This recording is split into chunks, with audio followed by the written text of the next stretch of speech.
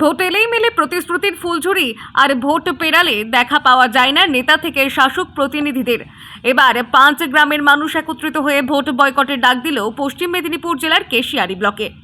মূলত কেশিয়ারি ব্লকের আনার, সুখডুবি, বর্দা, লালপুর, শ্রীপুর সহ 5টা গ্রামের মানুষ নাজেহাল বেহাল রাস্তার ফলে।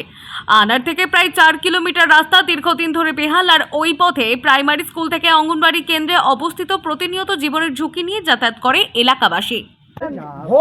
ভোট এলে ওনারা চাই যে ভোট, বাস্তবে কিছু হচ্ছে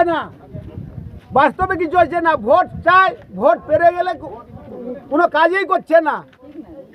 সব সময়ের জন্য ওনারা আমাদের ধাপ্পাবাজি দিচ্ছে।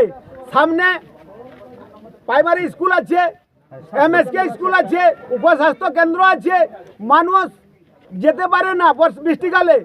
তো আজকে এই রাস্তায় ওনারা আসছেন, প্রতিশ্রুতি বারবার আছে, ভোট এলে প্রতিশ্রুতি আছে, ভোট না এলে চলে যায়।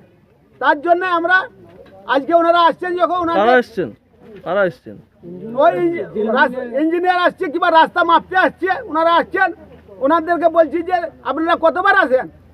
অভিযোগ, সিপিআইএম এর আমলে যা রাস্তা হয়েছিল, এই সরকার আসার পর থেকে রাস্তার জন্য ভোটের সময় ভুরি ভুরি প্রতিশ্রুতি মিলেছে রাস্তা নিয়ে, কিন্তু বাস্তবে তা পূরণ হয়নি।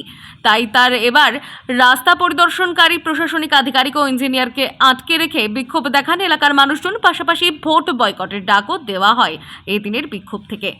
আমার সমস্যা, আমাদের যে রাস্তা নিয়ে আমাদের যে সমস্যা, রাস্তা তো হচ্ছে না। আগামী 26-এ আমরা ভোট বয়কট করব। যদি রাস্তা হয়ে যায় তাহলে আমরা সবাই ভোট দিব। তো হ্যাঁ, রাস্তা না হওয়ার জন্য আমরা ভোট বয়কটের ডাক দিচ্ছি। কেন আজ 2021 সাল থেকে আমাদের যে রাস্তা, ওগুলো কোনো কিছু হয় না। যা ছিল সিপিএম সেই সময় বোল্ডার দেয় বা মুরাম, সে রাস্তা আমরা এখনো পর্যন্ত আমরা হাঁটা চলাফেরা করছি। সামনে আমাদের MSK আছে, প্রাইমারি আছে, সাব সেন্টার স্বাস্থ্য কেন্দ্র আছে, কেউ আসতে পারে না। রাস্তার মধ্যে পড়ে গেলে কার পা ভাঙছে, হাত ভাঙছে, এমন অবস্থায় আমরা আছি জনগণ, এখানকার 1 নম্বর সংসদ বুথের মানুষগুলো। এলাকাবাসীর অভিযোগ, মুখ্যমন্ত্রী আদিবাসী সমাজের জন্য ভাবেন, কিন্তু এই এলাকায় প্রায় 300 পরিবার আদিবাসী। তাদের সাথে কেন এমন হচ্ছে?